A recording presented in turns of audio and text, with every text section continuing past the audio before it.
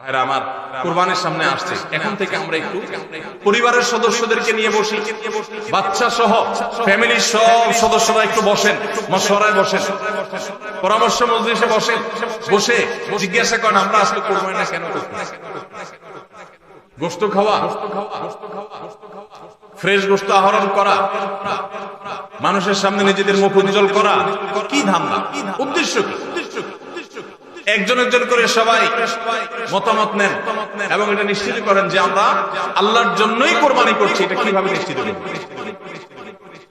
একটা তো বললাম যে বিশাল বড় গরু কোরবানি করেন সব সময়, এবার একটু ছাগল কোরবানি করেন, দেখেন তো মনে মানাইতে পারেন কি? কারণ আপনি বলবেন ভাই গরু কোরবানি তো অনেক টাকা লাগে, ছাগলে তো অনেক কম টাকা লাগে, তাহলে এই কোরবানি ওইটার চাইতে কিভাবে উত্তম হয়? আমি উত্তম বলতেছি না, আমি বলতেছি যে আপনার নফস, আপনার মন মানে কিনা যে আমি গরুর জায়গায় ছাগল কোরবানি করলেও তো হবে, হবে না হবে না? কেউ যদি ছাগল কোরবানি করে তার কোরবানি হবে কি হবে না? কোরবানি ছাগলও করা যায়, গরুও করা যায়, ভেড়াও করা যায়, দম্বাও করা যায়, মহিষ দিয়েও করা যায়, ওট দিয়েও করা যায়, এই সব পশু দিয়ে কোরবানি করা যায়। অতএব আপনি এবছর একটু ছাগল দিয়ে করেন, বাকি গরু কেনার যে আরো বাজেটের টাকা ছিল সেগুলো দিয়ে আরো কয়েকটা ছাগল কিনে গরিব মানুষকে দিয়ে দেন, ওটা যাতে এলাকা মানুষ টের না পায়, অন্য এলাকায় দিয়ে দেন। আমরা সুন্নাহ ফাউন্ডেশনের তরফ থেকে সারা দেশে বিভিন্ন জায়গায় জায়গায় কোরবানি করি।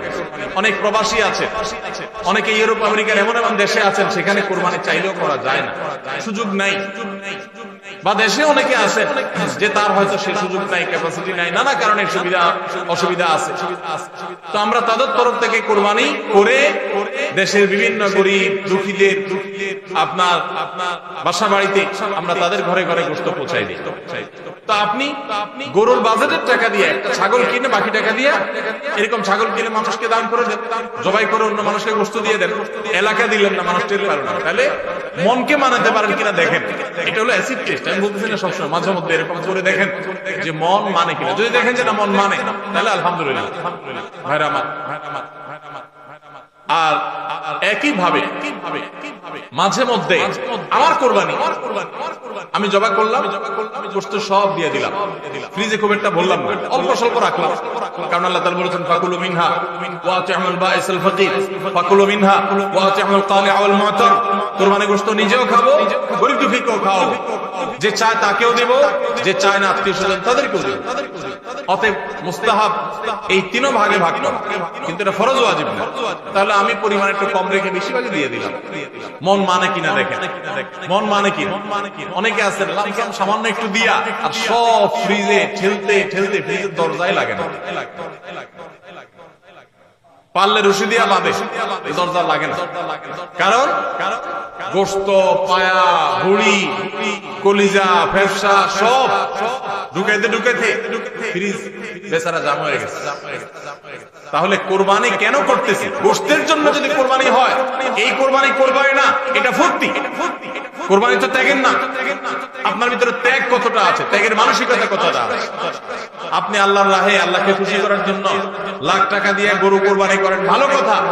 আপনার মধ্যে আসলে ত্যাগের মানসিকতা আছে কিনা প্রমাণ করার জন্য মাদ্রাসা, নতুন মাদ্রাসা হচ্ছে, সেখানে লক্ষ লক্ষ টাকার দরকার আছে, আপনি সেখানে 20,000 50,000 টাকা অকাতরে দিতে পারেন কিনা, এটা অ্যাসিড টেস্ট। সেখানে টাকা বাইর হয় না।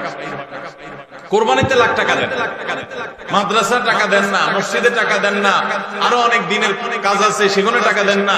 গরিব দুঃখী মানুষ আছে, তাদের দরকার। একজন গরিব তার চিকিৎসা মাত্র 20,000 টাকা হলে হয়ে যায়, আপনি 20,000 টাকা দিতে পারেন কিন্তু দেন না, 2,000 দেন, 500 টাকা দেন, কিন্তু কোরবানির সময় মাশাআল্লাহ 1 লাখ টাকার গরু কিনেন। যদি আল্লাহর জন্যই হয়, স্যাক্রিফাইস যদি হয়, কোরবানিও করেন, ওখানেও দেন, কিন্তু কোরবানির সময় আছেন ওখানে নাই। তাহলে আপনার এই কোরবানিটা কি আল্লাহর জন্য হচ্ছে না নিজের জন্য হচ্ছে, আল্লাহর খুশির জন্য হচ্ছে না অন্য কোন উদ্দেশ্য হচ্ছে? এই প্রশ্ন জোরালো ভাবে আমাদের অবশ্যই রাখতে হবে। ভাইরা আমার, এর মানে আবার কেউ এটা বুঝেন না যে কোরবানি কম হোক আমরা সে চেষ্টা করবো না, কোরবানি আরো বেশি বেশি করার চেষ্টা করবেন।